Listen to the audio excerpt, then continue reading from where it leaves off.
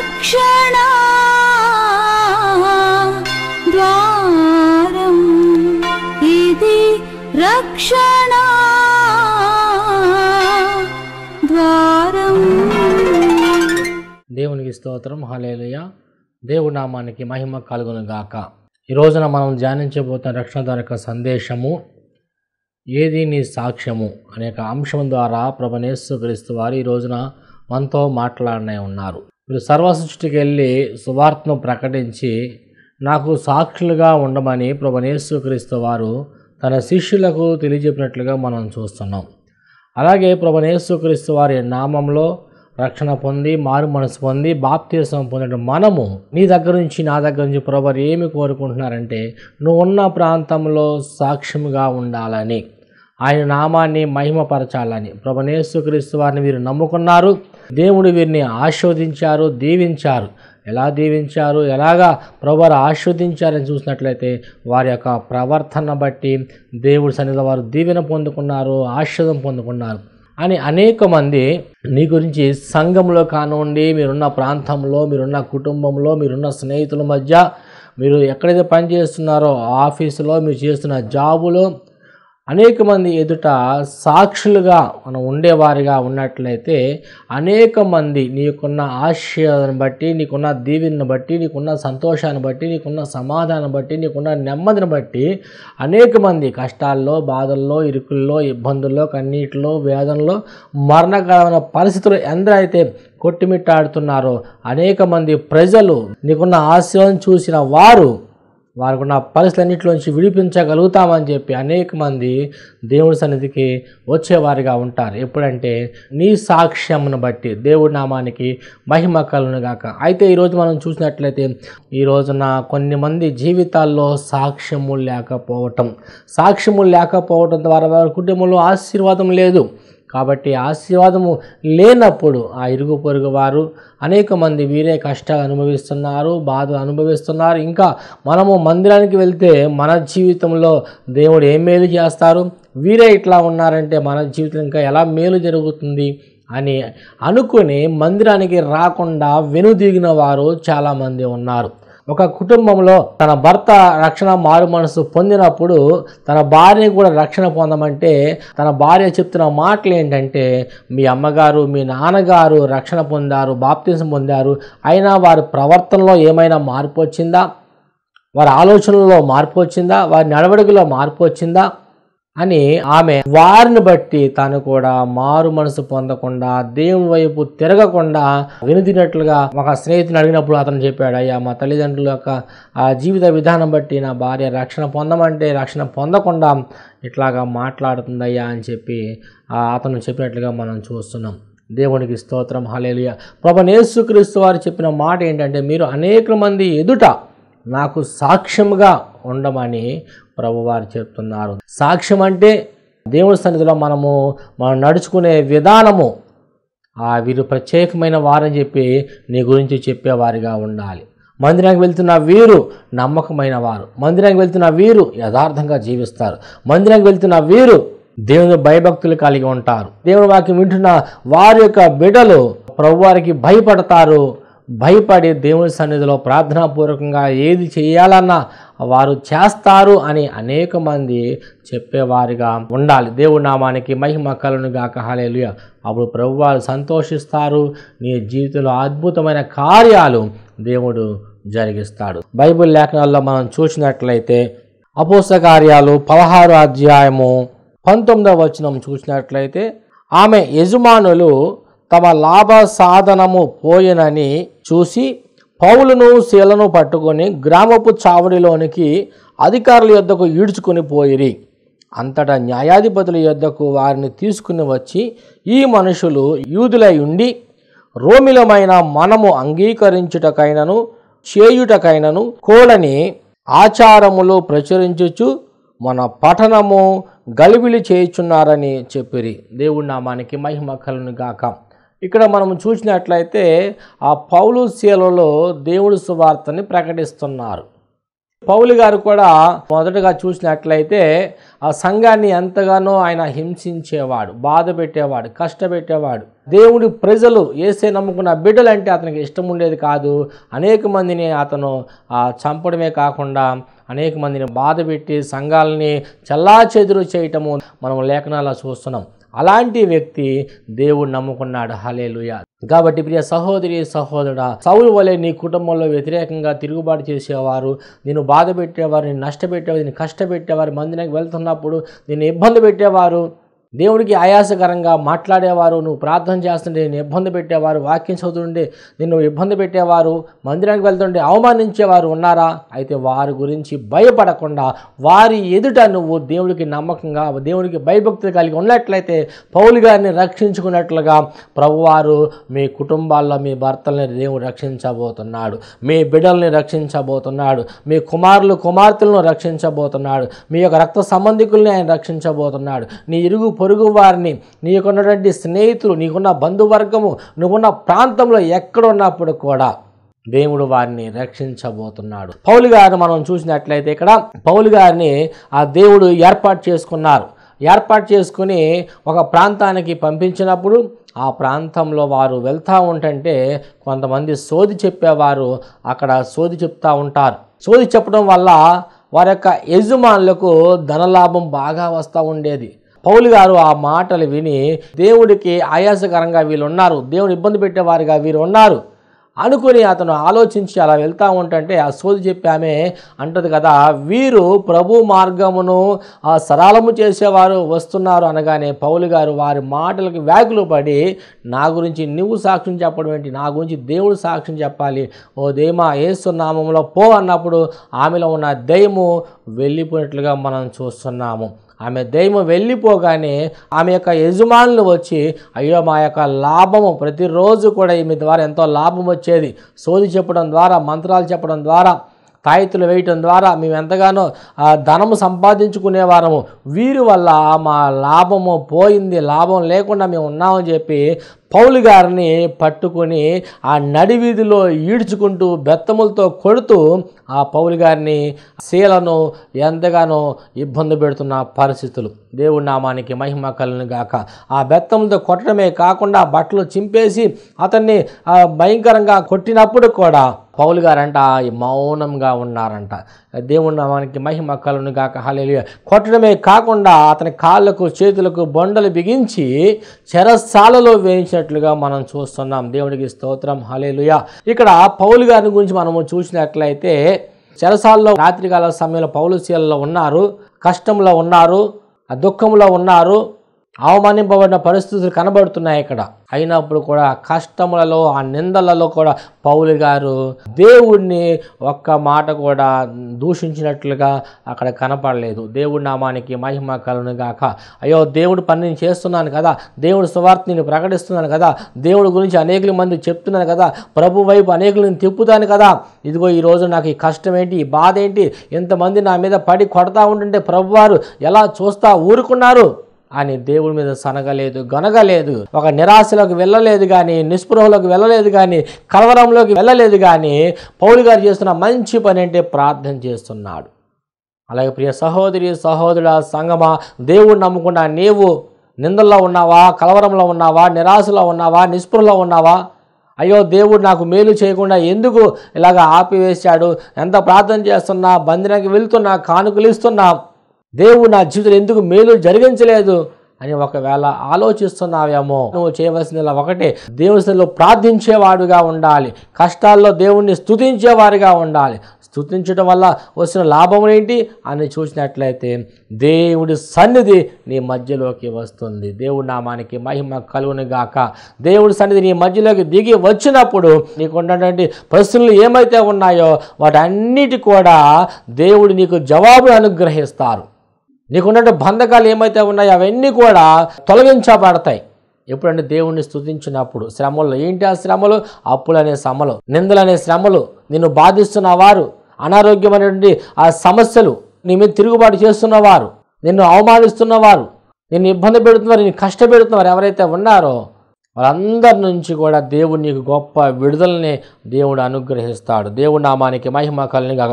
ఇక్కడ పౌలు గారిని చూసినట్లయితే ఆ దేవుని సన్నిధిలో అతను ప్రార్థన చేశాడు, దేవుణ్ణి స్తుతించాడు. ప్రార్థన చేసినప్పుడు అతని బంధకాలన్నీ కూడా తెంపబడినట్లుగా మనం చూస్తున్నాం. వారు ఏం చేశారు? ప్రార్థన చేశారు. ఆ కష్టంలో ప్రార్థన చేసి వారు దేవుని సన్నిధిలో స్తుతించారంట. బంధకాలన్నీ కూడా తెంపబడి చెరసాలు తెరవబడినప్పుడు పౌలు శీలలు అయితే అక్కడే ఉన్నట్లుగా మనం చూస్తున్నాం. ఇవన్నీ గమనిస్తున్నటువంటి ఆ జైలు అధికారి అక్కడే ఉన్నాడు. పౌలు గారిని కొట్టడం చూస్తున్నాడు. ఆ యొక్క వీధులలోంచి లాక్కుంటూ వచ్చి చెరసాల్లో పడవేయడం చూశాడు. ఇవన్నీ చూస్తున్నటువంటి ఒక జైలు అధికారి అక్కడ ఉన్నాడు.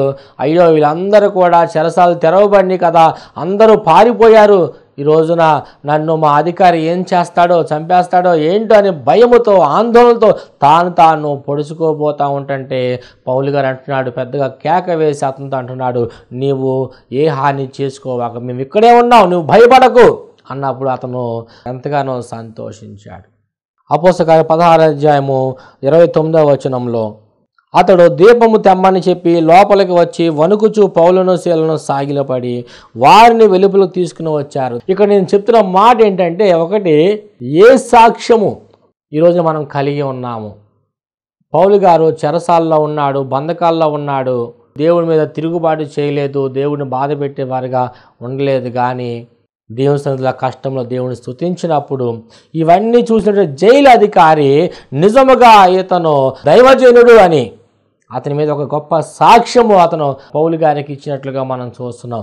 అతను తెలుసుకుని అతను అయ్యలారా మేము రక్షణ పొందాలంటే మారు మనసు పొందాలి, బాప్తిసం పొందాలని చెప్పి వారు వెంటనే బాప్తిసం పొందినట్లుగా మనం చూస్తున్నాం. వారు ఆ బంధకాల్లో శ్రమలో దేవుణ్ణి స్తుతించినప్పుడు అక్కడ ఒక జైలు అధికారి రక్షింపబడినట్లుగా మనం చూస్తున్నాం. అయితే అక్కడ ఉన్నటువంటి వ్యక్తి రక్షణ పొందుకున్నాడు. అతను వేటి నుంచి రక్షణ పొందుకున్నాడు అని మనం లేఖనాలు మనం చూసినట్లయితే, ఒకటి, అతడు పాపం నుంచి విడుదల పొందుకున్నాడు. జన్మతర పాపము, కర్మతర పాపం నుంచి అతను విడుదల పొందాడు. ఈ లోకానుసారంగా జీవించే విధానంలోంచి దేవుడి ఆజ్ఞ అతిక్రమించడమే పాపం, పాపం వల్ల వచ్చే జీతం మరణము. దేవుడి ఆజ్ఞ అతిక్రమించడము, ఆయన సన్నిధిలో ఉండకపోవటం దేవుడి ఆజ్ఞ అతిక్రమించటమే.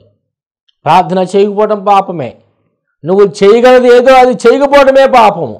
చేయగలిగినది ఏదైతే ఉన్నదో అది నువ్వు చేసేవాడిగా ఉండాలి. ఈరోజు దేవుడి సువార్తను ప్రకటించడానికి నీ దగ్గర ధనం ఉన్నప్పుడు ఆ యొక్క ధనముతో దేవుడి సువార్తను ప్రకటించేవారిగా ఉండాలి.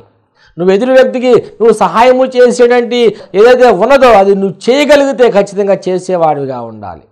చేయగలిగినది ఏదో చేయకపోవటమే పాపము. అయితే ఇక్కడ ఒకటి, అతను పాపం నుంచి విడుదల పొందుకున్నాడు జైలు అధికారి.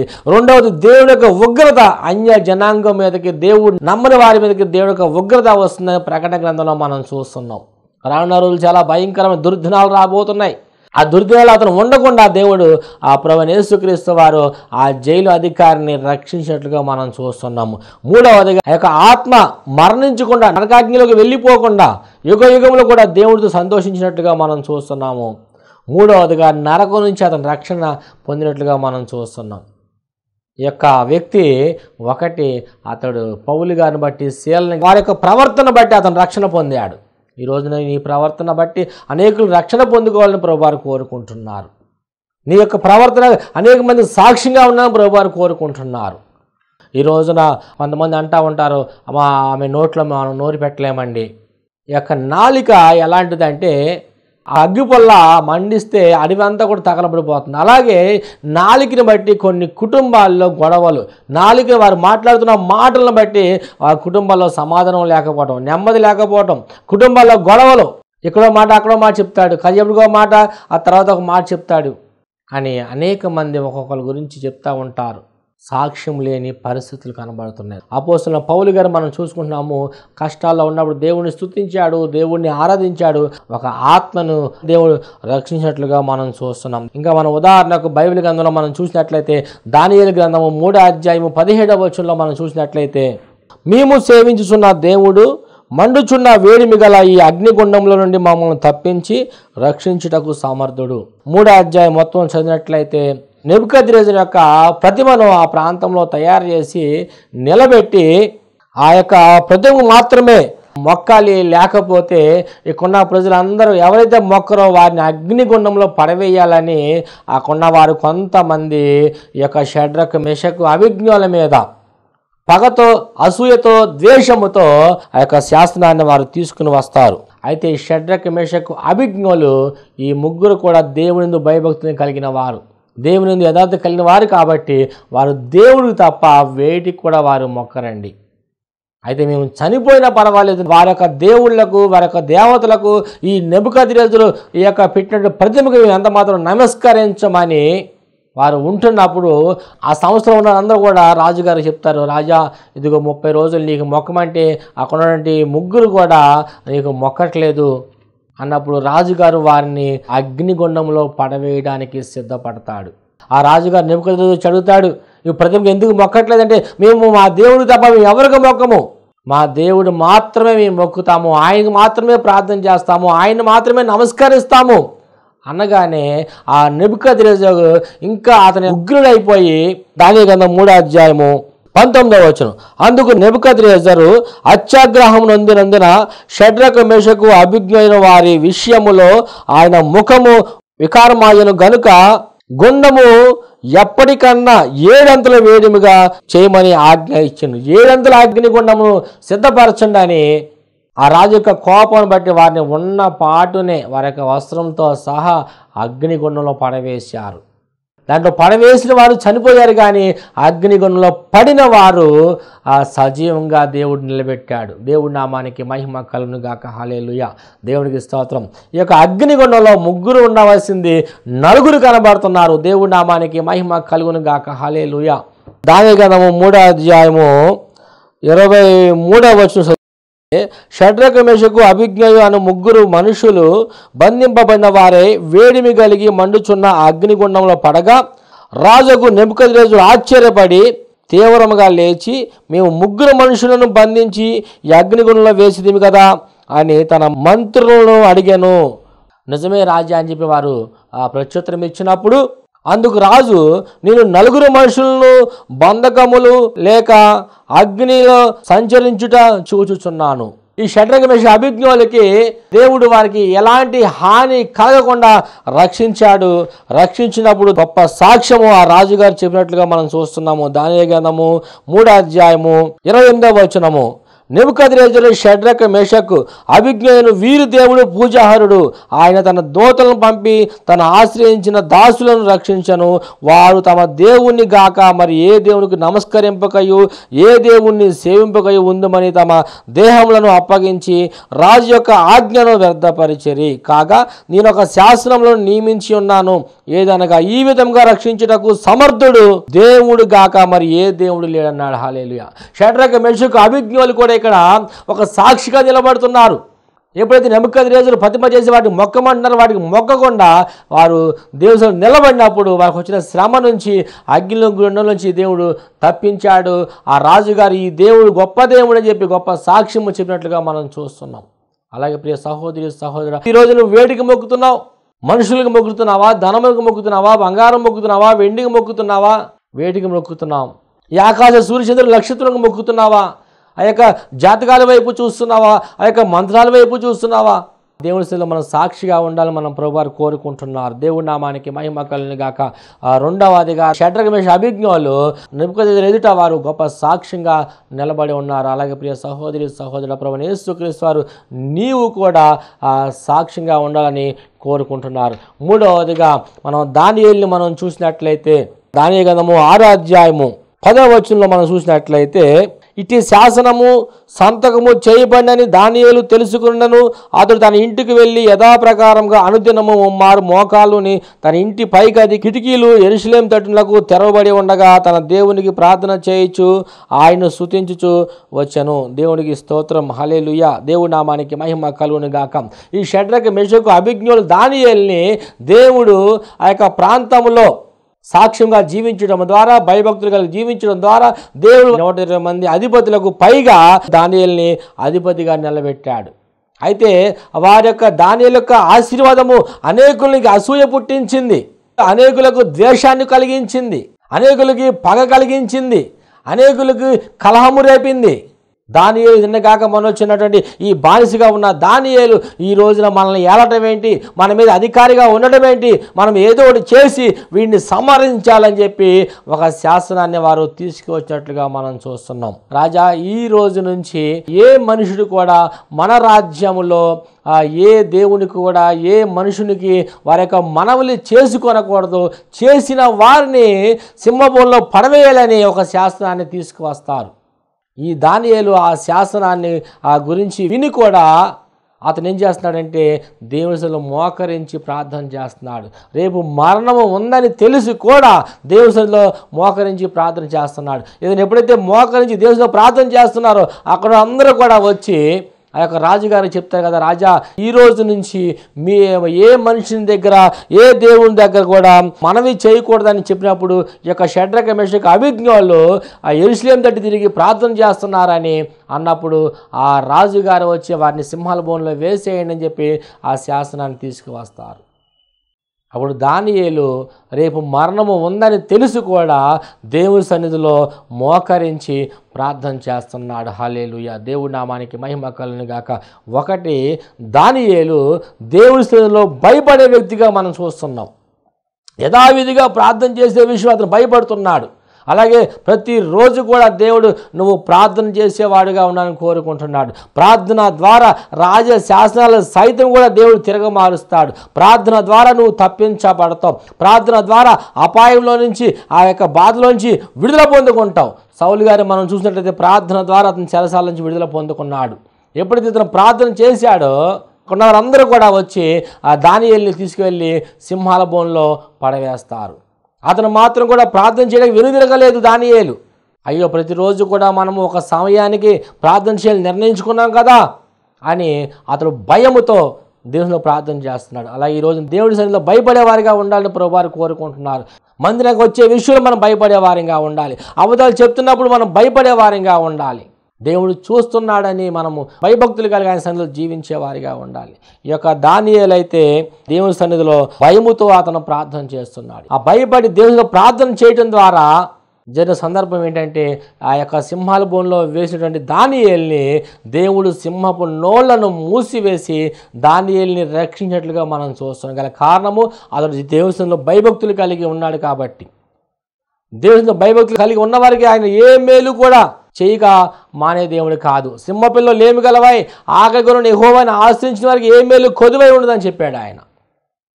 కాబట్టి దేవునిలో భయభక్తులు కలిగి మనము ఉండాలని ప్రభువారు కోరుకుంటున్నారు. రెండవదిగా దానియేలు నమ్మకంగా ఉన్నాడు. తనున్న ప్రాంతంలో నమ్మకంగా ఉన్నాడు. అలాగే దేవుని మందిరానికి వెళ్తున్నాడు. నీవు అన్ని విషయాల్లో నమ్మకంగా ఉండాలి. దేవుని మందిరానికి వెళ్ళే విషయంలో, ప్రార్థన చేసే విషయంలో, దశంభాగాలు ఇచ్చే విషయంలో నమ్మకస్తులుగా ఉండాలని ప్రభువారు కోరుకుంటున్నారు. మూడవదిగా చూసినట్లయితే ఈ దానియేలు గొప్ప ప్రార్థనాపరుడిగా మనం చూస్తున్నాం. ప్రార్థన ద్వారా సమస్తమైనటువంటి మరణకర పరిస్థితుల నుంచి దేవుడు మనల్ని తప్పిస్తాడు. అయితే ప్రార్థించిన వల్ల నీకు వచ్చే ప్రయోజనాలు ఏంటి, నీకు వచ్చే ఫలితాలు ఏంటంటే, ఒకటి, దేవుడు నిన్ను తప్పిస్తారు. రెండవదిగా దేవుడు నిన్ను ఘనపరుస్తాడు. మూడవదిగా నీ యొక్క ప్రార్థనకు దేవుడు ఆయన ఉత్తరం ఇస్తాడు, నీ ఏ సమస్యలో ప్రార్థన చేస్తున్నావో. నాలుగవదిగా దేవుడు నీకు తోడుగా ఉంటాడు. ఈ యొక్క దానియేలు ప్రార్థన చేసినప్పుడు ఆ సింహాల బోల నుంచి దేవుడు తప్పించాడు. షడ్రక మెషక అభిజ్ఞుల్ని దేవుడు తప్పించాడు. పౌలు శీలలో దేవుడు తప్పించాడు. రెండవదిగా దేవుడు వారిని ఘనపరిచేట్లుగా మనం చూస్తున్నాం. 120 మందికి అధిపతులకి దేవుడు అధిపతిగా నిలబెట్టి ఆ యొక్క దానియేలుని దేవుడు ఘనపరిచాడు. షడ్రక మెషక అభిజ్ఞులు దేవుడు ఘనపరిచాడు. పౌలు కూడా దేవుడు ఘనపరిచినట్లుగా మనం చూస్తున్నాం. మూడవదిగా దేవుడు వారిని ఆ ప్రాంతంలో గొప్ప చేసినట్లుగా, వారు రక్షించినట్లుగా, సింహలోట్లోకి వెళ్లకుండా దేవుడు వారిని రక్షించినట్లుగా మనం చూస్తున్నాం. ప్రార్థన చేయడం ద్వారా దేవుడు గొప్ప కార్యాలు దేవుడు జరిగిస్తాడు. ఈ రోజున మనము దేవుని సన్నిధిలో ఒక సాక్ష్యం కలిగి ఉండాలని, నీ ఇరుగు పొరుగు వారిని నీ నోటి మాటలను బట్టి సాక్ష్యం చెప్పేవారిగా ఉండాలి. నీ ప్రవర్తన బట్టి, నీ ఆలోచన బట్టి, దేవుని సన్నిధికి వెళ్ళే విధానం బట్టి సాక్ష్యంగా ఉండాలని, నీ సాక్ష్యం ద్వారా అనేక మంది మందిరికి రావాలని ప్రభువారు కోరుకుంటున్నారు. ఇక్కడ పౌలు మనం చూసినట్లయితే ఎన్నో శ్రమలు, ఎన్నో దెబ్బలు, మరణ పరిస్థితులు వెళ్ళినప్పుడు కూడా అతడు దేవుని సన్నిధిలో అతను ప్రార్థన చేశాడు, దేవుని స్తుతించాడు. అతడు రోమీయుడని ఒక మాట చెప్పినట్లయితే అక్కడ పౌలు గారిని వారు విడిచిపెట్టేస్తారు. అయినప్పుడు కూడా తనకు అధికారాన్ని అక్కడ పౌలు గారు చూపించలేదు. అతడు దేవునిలో ప్రార్థన మాత్రమే చేసినట్లుగా మనం చూస్తున్నాం, దేవుణ్ణి స్తుతించినట్లుగా మనం చూస్తున్నాం. కాబట్టి పౌలు గారు ప్రార్థన చేసినప్పుడు ఆ స్తుతించినప్పుడు తన బంధకాలు తెంపబడి శరసాల నుంచి విడుదల పొందుకున్నాడు. ఒక వ్యక్తి తన గురించి సాక్ష్యం చెప్తున్నాడు, ఇతడు గొప్ప దైవజనుడు, గొప్ప అపోస్తులుడు అని గొప్ప సాక్ష్యం చెప్పినట్లుగా మనం చూస్తున్నాం. రెండవదిగా షడ్రక మేషక అభిజ్ఞులు మొక్కమన్న వాటికి మొక్కకుండా వారు దేవుడికి మాత్రమే మొక్కినప్పుడు, మనుషుల మాట వైపు చూడకుండా, మనుషుల వైపు చూడకుండా, మరణము సైతం వారు లెక్క చేయకుండా దేవుడి సన్నిధిలో దేవుడికి మాత్రమే మొక్కినప్పుడు ఆ యొక్క అగ్నిగుణంలోంచి వారు తప్పించబడ్డారు, విడుదల పొందుకున్నారు. మూడవదిగా దానియేలు మనం చూసినట్లయితే దానియేలు దేవుని సన్నిధిలో నమ్మకంగా ఉన్నాడు. ఆ యొక్క నమ్మకము, రెండవదిగా దేవుని భయభక్తులు కలిగి ఉండడము, మూడవదిగా ప్రార్థనాపరుడుగా ఉండడము ద్వారా ఆ యొక్క సింహాల బోన్లో నుంచి దేవుడు దానియేలుని తప్పించాడు.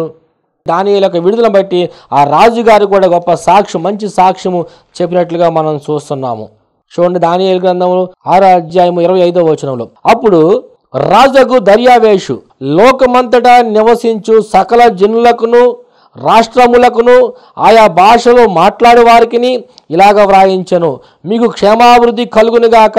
నా సముఖమున నియమించినదేమనగా నా రాజ్యములోని సకల ప్రభుత్వములందు నివాసులు దానియేలు యొక్క దేవునికి భయపడుచు ఆయన సముఖమున వణుకుచుండవలెను. ఆయనే జీవము గల దేవుడు, ఆయనే యుగ యుగములుండువాడు. ఆయన రాజ్యము నాశనము కానేరదు, ఆయన ఆధిపత్యము తుదమట్టుకుండును. ఆయన విడిపించువాడును రక్షించువాడునై ఉండి పరమందును భూమి మీదను సూచక్రియలు ఆశ్చర్యకార్యాలు చేయువాడు ఆయనే. సింహముల నోట నుండి దానియేలును రక్షించను అని వ్రాయించెను. దేవుడి నామానికి మహిమ కలుగును గాక. ఈ యొక్క దానియేలు కూడా అక్కడ సాక్షిగా నిలబడ్డాడు. ఒకవేళ నీకున్న నిందలను బట్టి, నీకున్న అవమానం బట్టి ఒకవేళ ఆ పాత స్వభావాన్ని విడిచిపెట్టకుండా ఉన్నారేమో, ఇంకా ఫలించలేని అనుభవంలో ఉన్నారేమో, ఇంకా పాత జీవితాన్ని విడిచిపెట్టకుండా ఉన్నారేమో, సాక్ష్య జీవితం లేకుండా నిందల్లో ఉన్నారేమో. ఒకటి, ఆయన సాక్షిగా ఉన్నప్పుడు, ఆయన ప్రార్థన చేసినప్పుడు ఖచ్చితంగా దేవుడు నిన్ను ఆశీర్వదిస్తాడు, దీవిస్తాడు. ఈ రోజున ప్రభువారు మాట్లాడుతున్నారు, మనము సాక్షిగా ఉండగలుగుతున్నామా? మనం ఉన్న ప్రాంతంలో, కుటుంబంలో, రక్త సంబంధికుల మధ్య నువ్వు సాక్షిగా ఉన్నా నీవు అనేకుల్ని మందిరానికి తీసుకొచ్చేవారిగా ఉంటున్నారా? దేవుడు మాట్లాడుతున్నాడు. దేవుడిలో సాక్ష్యం కలిగిన నీవు దేవుడికి మనం నమ్మకంగా ఉండటం ద్వారా అనేక మంది ప్రజలు దేవుడి మందిరానికి వచ్చేవారిగా ఉంటారు. ఇంకా అనేక మంది భక్తులు బైబిల్ గ్రంథంలో యొక్క రెబ్కా గారిని మనం ఉదాహరణకు చూసినట్లయితే, కుమారుడు యొక్క బాగు కోసము తన భర్తను మోసం చేసింది, ఏశావును మోసం చేసింది. దేవుడు తనను ఆశీర్వదిస్తాను, దీవిస్తాను ముందుగానే చెప్పాడు. అయినప్పుడు కూడా యాకోబుకి ఆశీర్వాదాలు పోతాయని తన భర్తను మోసం చేసి ఆ యొక్క యాకోబుని మారు వేషంలో పంపించి ఆశీర్వాదాలన్నీ కూడా తీసుకువచ్చినప్పుడు ఆ తల్లి చేసిన పనిని బట్టి ఆ యొక్క కుమారుడు యాకోబు ఆ రెబ్కాకి తన కుటుంబానికి దూరం అయిపోయినట్లుగా మనం చూస్తున్నాం. తను భర్తను మోసగించిన పరిస్థితులు మనం చూస్తున్నాం. ఇక సౌలు జీవితంలో మనం చూసినట్లయితే సమూయేలు చెప్పిన పని చేయకుండా ఎవరైతే ప్రజలు తన వెనక ఉండి ఆ చెప్పిన పని చేశాడో ఆ యొక్క రాజ్యాన్ని అతను కోల్పోయినట్లుగా మనం చూస్తున్నాం. ఇంకా అనేక మంది భక్తులు బైబిల్ గ్రంథంలో మనం చూసినట్లయితే సాక్ష్యం లేకుండా వారు ఉన్నట్లుగా మనం చూస్తున్నాం. కాబట్టి ప్రియ సహోదరి సహోదరుడ సంగమా, ఈ రోజైనా మనం ఒకవేళ ఆ రీతిగా జీవించినట్లయితే, కుటుంబం అనేకులు మనం మోసగించే వారిగా ఉన్నట్లయితే, అధికారులకి లోపడకుండా, నాయకులకి లోపడకుండా ఈ యొక్క సౌలు వలె నీ జీవితాన్ని ఒకవేళ పోగొట్టుకుని ఒకవేళ ఇబ్బందికరంగా ఉన్నామేమో, ఇప్పటికైనా ప్రభువైన యేసు క్రీస్తు వారు పరమును విడిచిపెట్టి భూలోకానికి నరవతారిగా భూమి మీదకి ఆయన వచ్చాడు. ఆయన నీ పాపములు నా పాపములు అన్నిటిని కూడా తన రక్తంతో కడిగి పరిశుద్ధపరిచి ఆయన పరమునికి వెళ్ళాడు. మరలా తిరిగి ఆయన రాబోతున్నాడు. నువ్వు ఈ రోజైనా సాక్షిగా ఉంటాను ప్రభు అని చెప్పి ఆయన సన్నిధిలో నువ్వు మొక్కుకున్నట్లయితే, ప్రార్థన చేసినట్లయితే, భయభక్తులు కలిగి ఉన్నట్లయితే, నమ్మకంగా ఉన్నట్లయితే దానియేలుని ఆశీర్వదించిన దేవుడు, షడ్రక మేషక అభిజ్ఞులను ఆశీర్వదించిన దేవుడు, పౌల్ని ఆశీర్వదించిన దేవుడు మిమ్మల్ని మీ కుటుంబాలను కూడా ఆశీర్వదించడానికి సమర్థుడు, శక్తిమంతుడు. ఆయన దయా కనికరం కృప వాత్సల్యత ప్రభువారు మీకు అనుగ్రహించునుగాక. ఆమేన్. ప్రార్థన చేసుకుందాం. పరిశుద్ధుడా యేసయ్యా నీకు వందనాలు తండ్రి, స్తోత్రములు నాయన. ఈ రోజున ప్రభా ఏది నీ సాక్ష్యము అనేటువంటి సందేశం ద్వారా మీరు మాట్లాడారు నా తండ్రి. పౌలు గారి యొక్క సాక్ష్యాన్ని బట్టి నాయన అక్కడ ఉన్నటువంటి జైలు అధికారి రక్షింపబడ్డాడు. అలాగే దానియేలును బట్టి, షడ్రక్ మేషక్ అబేద్నెగోలను బట్టి నాయన రాజులు సైతం కూడా ప్రభా పెట్టిన శాసనాలని ప్రభా తిరగమార్చిన దేవుడు నా తండ్రి. అయా ప్రభా షడ్రక్ మేషక్ అబేద్నెగో దానిని బట్టి కూడా అయా తన రాజ్యంలో ప్రభా వారిని గొప్ప సాక్షిగా నిలబెట్టావు. అలాగే మేము కూడా నా తండ్రి సాక్ష్యంగా ఉండేవారంగా అయా అనేక మంది ప్రజలు నీ వైపు త్రిప్పేవారంగా నమ్మకముగా ప్రభా నీ సన్నిధిలో జీవించడానికి మాకు నీ కృపను కలగ చేయమని నడిపించి, దీవించి, ఆశీర్వదించి, బలపరిచి మీ నామమునికి మహిమ ఘనత ప్రభావాలు పొందుకోమని యేసుక్రీస్తు శక్తిగల నామములో చిన్న ప్రార్థన అడిగి వేడుకొని పొందుకున్నామని నమ్ముచున్నాము తండ్రి. ఆమెన్. అందరికి వందనాలు. ప్రభువు మిమ్మల్ని దీవించును గాక.